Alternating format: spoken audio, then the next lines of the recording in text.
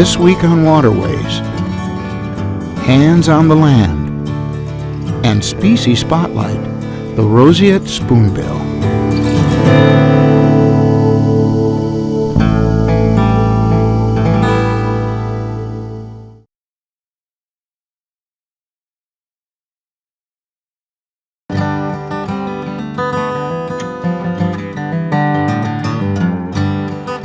As fifth graders from Redland Elementary School and Christina M. Eve Elementary School exit their bus and prepare for another day of learning, there is an unusual excitement. That is because today these 10 and 11-year-olds' class is outdoors in Everglades National Park. These bright-eyed students and their teachers from Dade County schools have discovered Hands on the Land. Hands on the Land is a network of field classrooms stretching across America from Alaska to Florida. These field classrooms are sponsored by Partners in Resource Education, a collaboration of 5 federal agencies and a nonprofit foundation. Hands on the Land is a program. It's a partnership. A lot of agencies are involved. There's 5 different federal agencies, and what it does is it provides a means for students and teachers to come out of the classroom and into public lands and do hands-on science and have fun. The focus of Hands on the Land is they get to do authentic research on the environment. It's not like traditional learning where you look at a science book and you just flip the pages and you read chapter 1 and answer the questions on the chapter quiz test. Instead, they actually, what they're learning and studying about, they're actually seeing it hands-on and experimenting and measuring it, and it becomes real to them. They feel that what they're learning has a purpose. The Bureau of Land Management, the U.S. Fish and Wildlife Service, the Forest Service, the National Park Service, the National Resources Conservation Service, and the National Environmental Education and Training Foundation comprise the federal partnership that is responsible for Hands on the Land programs across the country. Collectively, these agencies manage forests, parks, refuges, and public lands that comprise approximately 1/3 of the acreage of the United States. These lands are rich in historical, archaeological, and natural resources. Describe it in your other. Describe how it feels. Describe how it looks. And it feels smooth. Everglades was awarded a grant, and what we decided to do in 1999 was to bring students out to the park with their teachers and have them see what the changes that happen in the Everglades over time. So they would not just make one visit but come 4 different times in 1 year from December to March, and they would see the changes from the wet season to the dry season. Thank you. It's kind of shiny. Round leaves that are green. Round leaves that are green. Leaves that are shiny green.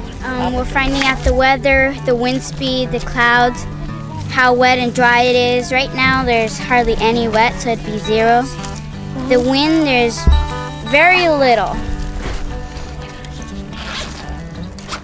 While one group focuses on the changes in the pinelands, another group studies the changes in Taylor Slough. The first couple of visits were during the wet season, and the children waded knee-deep in water to count fish and collect data.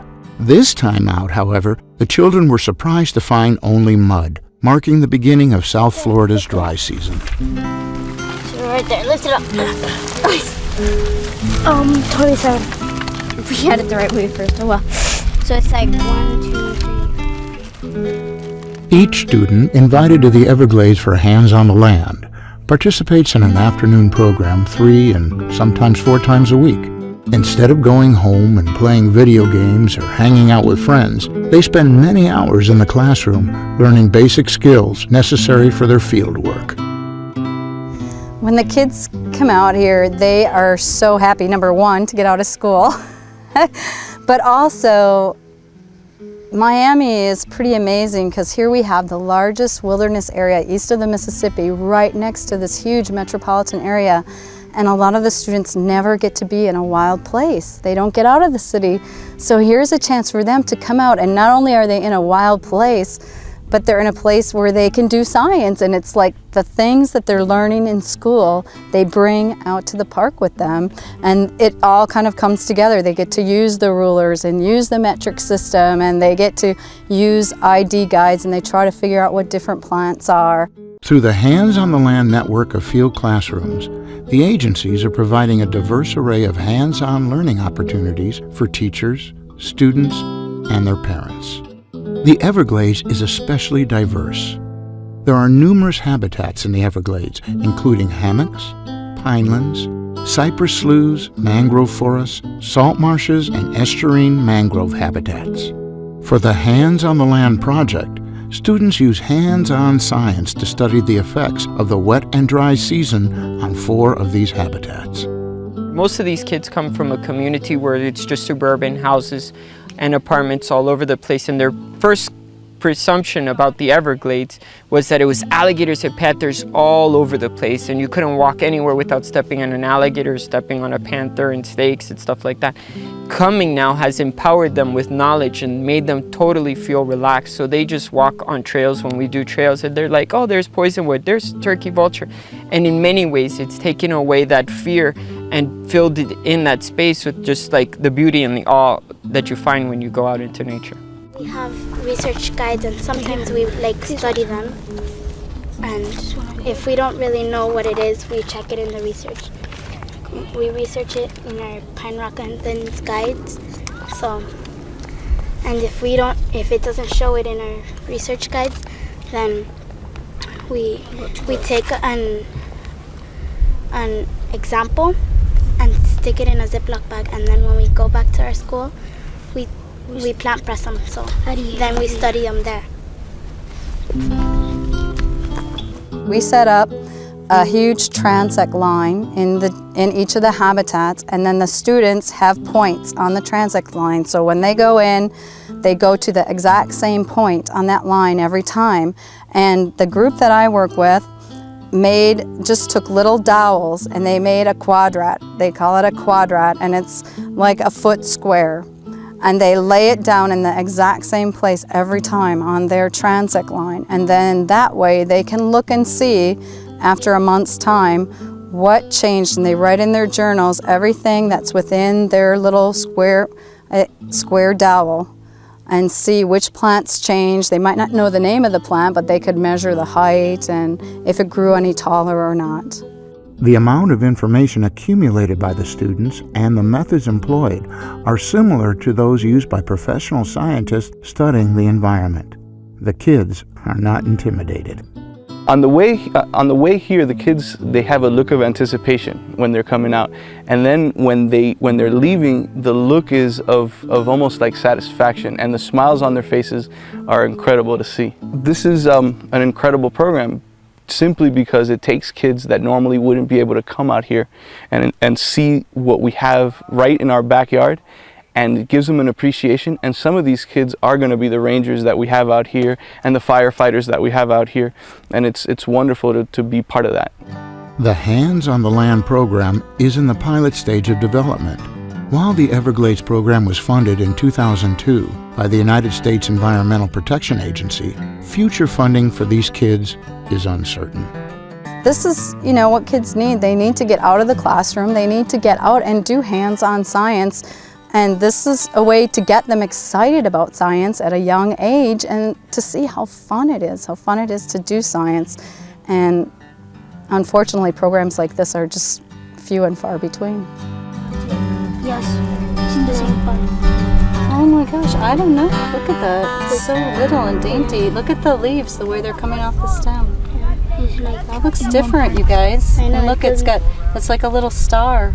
See how it has 4 petals? Yeah. Hopefully, the Hands on the Land program will be funded in the future. There is little doubt that the students who participated in the 2002 Everglades Hands on the Land program have gained practical experience and have expanded their knowledge and perception of their world, while having a little fun at the same time. And your shoes in here. My shoes. My shoes.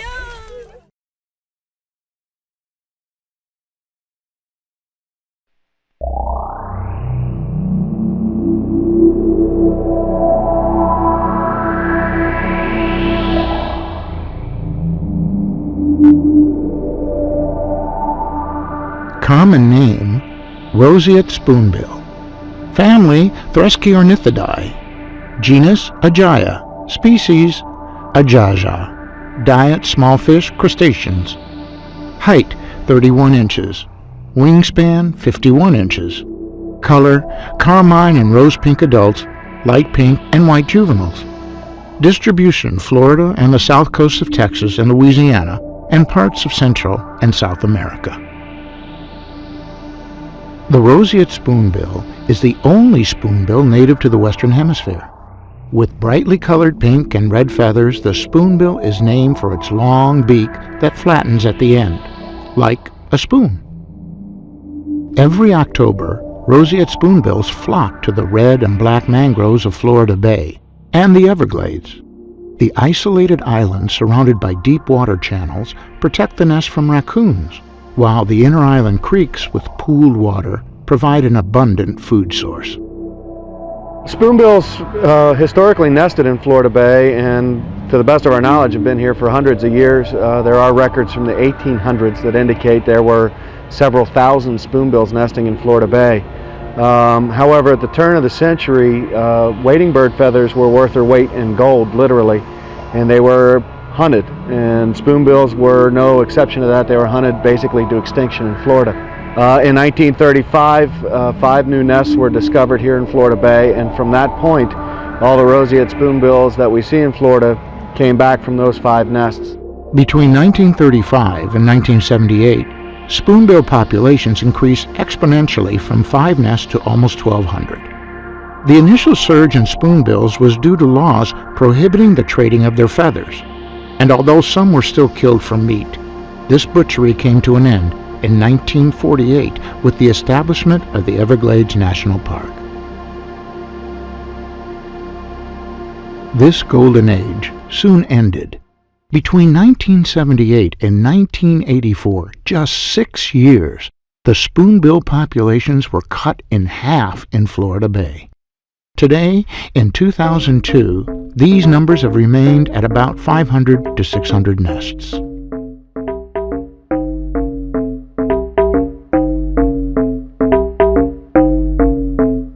We believe what happened, and our data strongly suggest this, is that water management practices in the early 1980s really changed. There were some pumps that came online, there were some activities, operational activities that took place, and water levels in the upper parts of Taylor Slough, which delivers water to Florida Bay, were severely altered. And from 1982 to present, we see this decline in the number of spoonbills that are nesting in northeastern Florida Bay.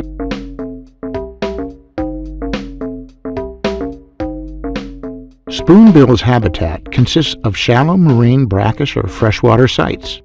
Their diet consists mostly of small fish like sheepshead, minnows, mosquito fish, marsh killifish, and some small crustaceans like prawns. Spoonbills feed by a method called tactile location. This means that they feel for their food. One of the things that they will do is they will go and look for other places where other wading birds are feeding. If other birds are there, then that's obviously a pretty good place to forage.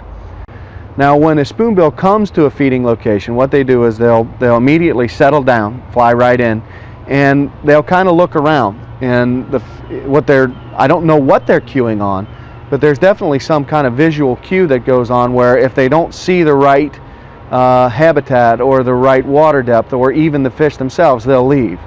But if they do see that the area they are at is good for foraging, they'll begin to forage. And what they do is they dip their bill into the water and they move it back and forth in kind of a scythe-like motion. And if you look at the bill of a spoonbill, the tip of it is just filled with nerve endings. It's much more sensitive than, say, your fingertips. And when they encounter a prey item, which is mostly fish, about 85 to 90% of their diet is fish, the bill snaps shut very, very quickly and traps the fish inside, and then they lift their head out of the water and swallow the food. Now that happens while they're still kind of walking forward. So there's this process where they're walking forward and their head swinging back and forth. They could look kind of drunk when they're doing it. But it's very successful for them. They catch a lot of little fish that many of the other animals out there don't exploit. And so they're taking advantage of a resource that is readily available.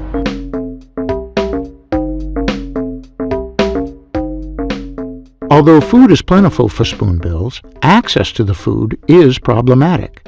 The maximum foraging depth for spoonbills is about 8 inches.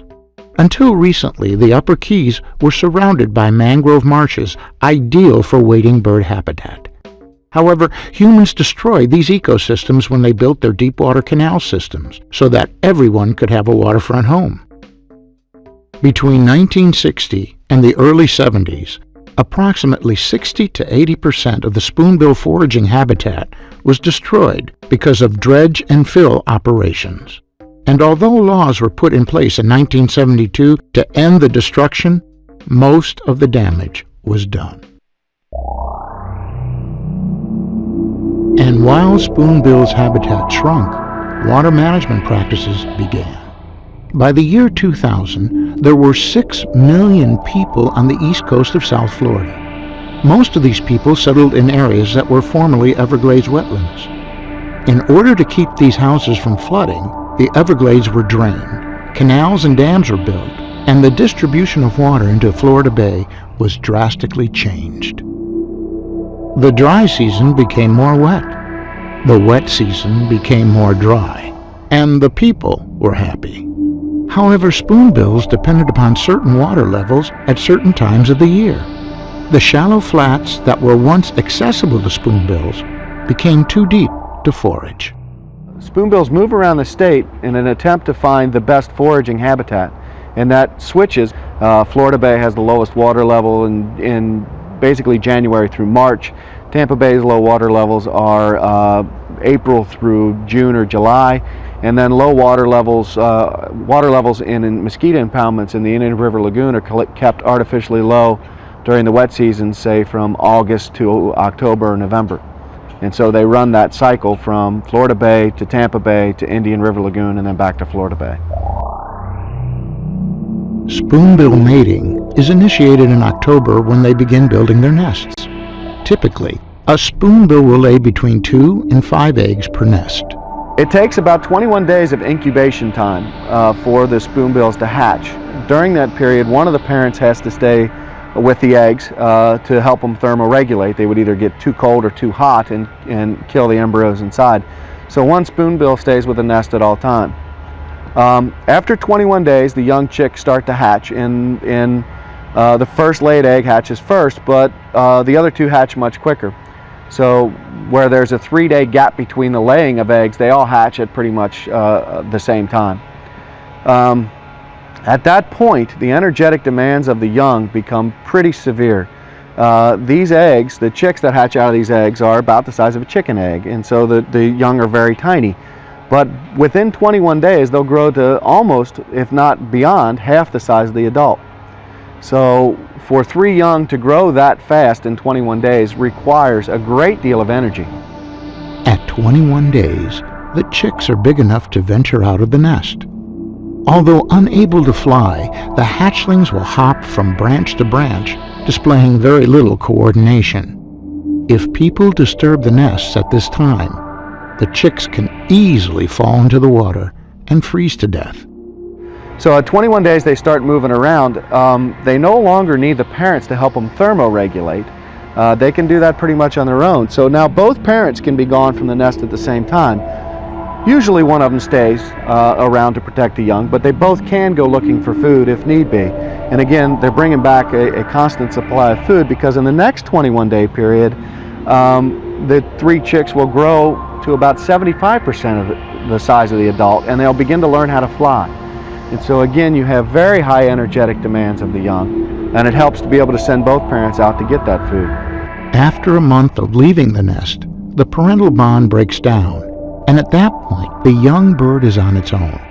If it cannot successfully forage at this point, it will die. Roseate spoonbills were listed in 1979 as a species of special concern by the state of Florida. While water management issues have been a significant detractor from spoonbill populations, human curiosity and an increase in tourism has also hurt numbers. over the last couple of years, eco tours in Florida Bay have become very, very popular. And without trying to dissuade people from going out and enjoying our environment, eco tour operators, I think, have to practice a little more restraint in what they do. For example, a couple years back, on Buchanan Key in the lower, in the kind of in the southern part of the bay, there were wading birds nesting there, including spoonbills. And there's a creek that goes in there that you really can't get in very well in a boat. Some unscrupulous individual literally cut down the mangrove inside this key, which is an Everglades National Park, so that he could get his boat in there and run commercial tours in there and show people nesting birds. Well, that colony is now gone. No wading birds nest there, no spoonbills nest there anyway. And I believe that was a result of this disruption. Recently, eco-tour operators have led groups kayaking into mangrove habitat in Florida Bay, where spoonbills are nesting. Each time a group approaches a nest, the adult spoonbills flee. With repeated disturbances, the parents could abandon their nests, leaving their babies to a slow death. And so I think that a lot of the decline in spoonbills that we've seen, at least in the northeastern part of the bay near the Keys, is not just water management, but the fact that it's a kind of a double whammy. They're also being chased around, taunted by human beings. And all they're doing is looking for a nice place to be able to sit with their eggs, with their young, and not be disturbed. And so there is a cautionary tale here that if you're chasing spoonbills off an island, you are doing severe damage. While eco-tour operators claim to be educating the public, their efforts can be counterproductive. Likewise, although initial water management practices may have been considered desirable, researchers have proof that these practices must be changed. Now, the downturn we've seen in spoonbills since the 1980s is reversible. If we fix the system, the spoonbills will come back, and that's the whole purpose of the Central Everglades Restoration Plan. If we restore quantity, timing, and distribution of flow to Florida Bay, which is part of that plan, we will restore the spoonbill colonies in northeastern Florida Bay. They will come back. I feel pretty strongly about that. But in addition to that, we won't know whether those things are actually having a good impact on Florida Bay or a bad impact on Florida Bay unless we're out there watching these things. Somebody has to monitor the health of the bay, and we think by looking at spoonbills and other wading birds and other species, we can tell water managers whether what they're doing is good or bad, and in that way have a very positive impact on the future of Florida Bay.